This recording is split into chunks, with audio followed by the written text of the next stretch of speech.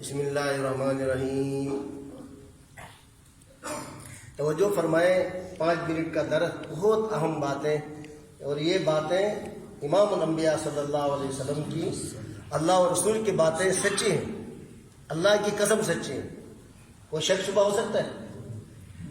بخاری مسلم شریف کی روایت ہے۔ وعن عائشة صدیقہ رضی اللہ تعالیٰ عنہ قالت جاءتنی امرأة ومعها ابنتان لها تسألنی۔ ام المومنین سیدہ عائشہ صدیقہ رضی اللہ عنہ سے روایت ہے، وہ فرماتی ہیں میرے پاس ایک عورت آئی اور اس عورت کی 2 بیٹیاں تھیں، 2 بچیاں تھیں، اور اس عورت نے مجھ سے کوئی سوال کیا، کوئی چیز مانگا۔ حضرت عائشہ صدیقہ رضی اللہ عنہ کیا فرماتی ہیں؟ فلم تجد عندی غیر تمرۃ واحدہ، میرے پاس صرف ایک کھجور کے اور کوئی چیز اس وقت نہیں تھی۔ فرماتی ہیں فآتیتها، میں نے وہ کھجور اس عورت کو دے دی۔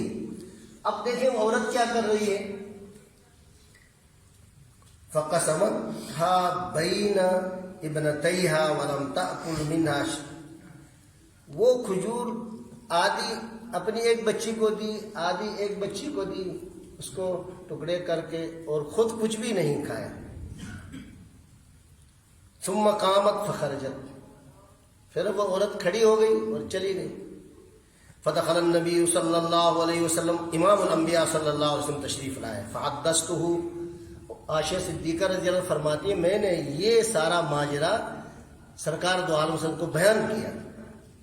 فقال، نبی کریم صلی اللہ علیہ وسلم نے ارشاد فرمایا من ابتلی من هذه البنات بشيء فاحسن الیہن کن له ستر من النار، رواہ البخاری۔ فرمایا جس آدمی کو، جس عورت کو اپنی بیٹیوں کے ذریعے آزمایا جائے اور وہ اپنی بیٹیوں کے ساتھ اچھا سلوک کرے، فرمایا یہ اچھا سلوک کرنا اس کے لیے جہنم ستر ہوگا، یعنی وہ جہنم میں نہیں جائے۔ کیا معنی آزمانے کا؟ ایک آدمی کی بچیاں ہیں اور اس بچیوں کے لیے، اس کی تعلیم کے لیے خرچے کر رہا ہے، یہ آزمائش ہے، اور اس کی شادی بیاہ کے لیے خرچہ کر رہا ہے، بیمار ہے اس کا علاج کر رہا ہے، وہ جو حالانکہ وہ ہے اس کی بچی، لیکن اس پر جو بھی خرچہ کر رہا ہے، اور یہ خرچہ کرنا اپنی بچی کا، فرمایا قیامت کے لیے وہ جہنم سے پردہ ہوگا، یعنی آڑ ہوگا، اور یہ اپنی بچیوں کے ساتھ حسن سلوک کرنا اس کو جنت میں لے جائے گا۔ اس روایت میں امام الانبیاء صلی اللہ علیہ وسلم نے قیامت تک آنے والوں کو بتا دیا کہ جب بچیاں پیدا ہوں تو ناگواری نہیں کرو، اس لیے کہ یہ جہالت کا طریقہ ہے، اس لیے کہ یہی بچیاں تمہارے لیے جو ہے جنت میں جانے کا ذریعہ بنیں گی۔ ان کے جائز اخراجات، ناجائز اخراجات یہ تو اسلام میں ویسے بھی منع ہے، اپنی بچیوں کے جائز اخراجات کرنا ہے، اور اپنی بچیوں کی کوئی پریشانی آئے اس پر خرچ کرنا ہے۔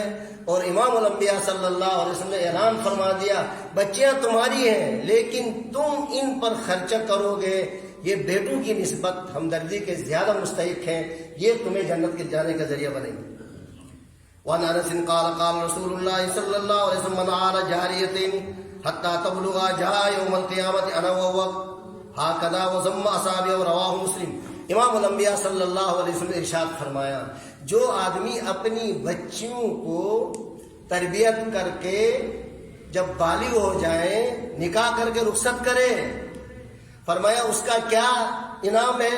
فرمایا قیامت کے دن میں اور وہ والدین جنت میں اکٹھے ہوں گے، 2 انگلیوں کو ملایا۔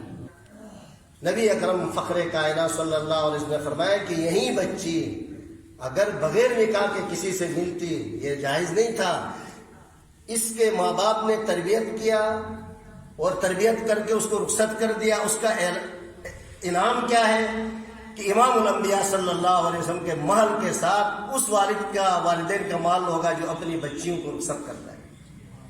یہ 2 احادیث مبارک قیامت تک آنے والے امتیوں کے لیے پیغام ہے کہ اپنی بچیوں کا خیال کرنا ہے، ان کے ساتھ شفقت کرنا ہے، محبت کرنا ہے۔ اگر بچیوں کے شادی بیاہ میں خرچہ آئے پریشان نہیں ہونا ہے، لیکن ناجائز نہیں کرنا، جائز طریقے سے پریشان اس لیے نہیں ہونا ہے کہ یہی بچی تمہارے لیے جنت میں جانے کا ذریعہ بنیں گی۔ لیکن افسوس ہے کہ ہم بجائے خیال کرنے کے بچیوں کا وہ حق جو اللہ نے دیا ہے وہ بھی ہم نہیں دے رہے۔ جائیداد میں بچیوں کا حق اللہ تعالیٰ نے مقرر کیا ہے، وہ حق جو اللہ تعالیٰ نے مقرر کیا اور اعلان فرمایا تلک حدود اللہ، یہ میرا جو ہے حدود ہے، اس سے تجاوز نہیں کرو۔ ومن یتعد حدود اللہ فقد ظلم نفسہ، جو اس حدود کو کراس کرے گا وہ ظالم ہے۔ ہم بجائے خیال کرنے کے اپنی بیٹیوں کا حصہ کھا کر بیٹھے ہوئے ہیں۔ یاد رکھیں جو اپنی بچیوں کا حصہ کھاتے ہیں وہ ماں باپ جنت میں نہیں جا سکتے، اس لیے کہ ظالم ہیں۔ آئیے ہم عزم کریں اس مبارک مہینے میں ہم اپنی بچیوں کا خیال کریں اور ہم اپنے غریبوں کا خیال کریں۔ اللہ تعالیٰ ہمیں توفیق عطا فرمائے۔